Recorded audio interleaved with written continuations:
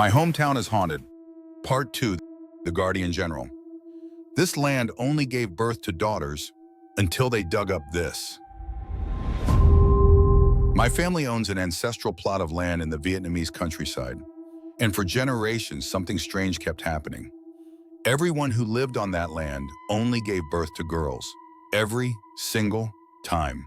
But the real horror began on a rainy night in 1968, when a headless general on horseback rode straight into my family's home, and something buried beneath the ground was finally uncovered. The land of daughters. After my grandfather passed away, the land was divided among his children. Each person built their home on a piece of it, and soon the pattern became undeniable. My uncle, 2 daughters. My aunt, 1 daughter. The neighbors next door, all daughters.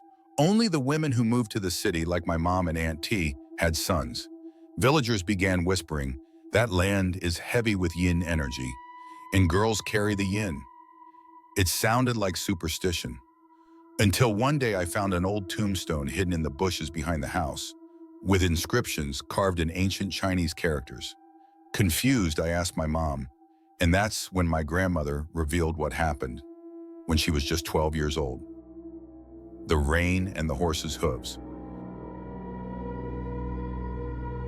My grandfather used to work night shifts at a pen factory in Hanoi, often returning home at 1 or 2 a.m. That night it was drizzling. My grandmother and my young mother were lying on the bed, talking, waiting for him, and suddenly they heard something moving outside in the garden. Thud, thud, like the sound of a horse's hooves.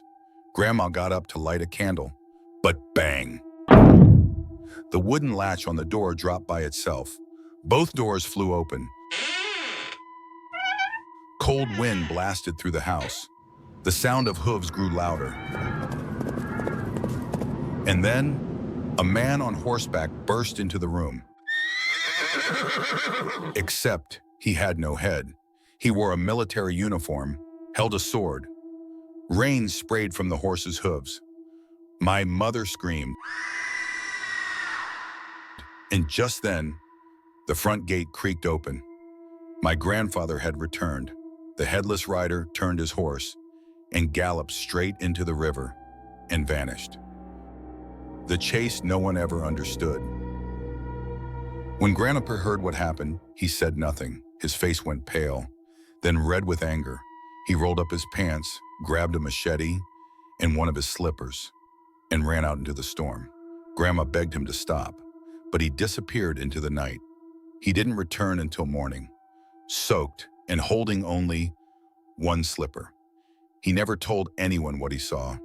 He never spoke of that night again, not even once. And then he passed away. What they dug up. The next day, my grandmother brought in both a local medium and a monk. They walked quietly through the property until they stopped by a cluster of bamboo trees near the river. The medium pointed to the ground and said, dig 1.5 meters down. We did, and that's when we found a horse's skeleton and a headless corpse in battle armor. From that day on, my grandmother built a small shrine. She called him the Guardian General. We lit incense every year, and strangely, whenever something terrible was about to happen to our family, somehow it was always avoided. We never found out who the general was. We never understood why he chose to appear at our house. But whenever bad luck crept close to our family, Grandma would quietly light incense and whisper, he's returned. My grandmother was a living legend, strange, spiritual, and full of untold stories.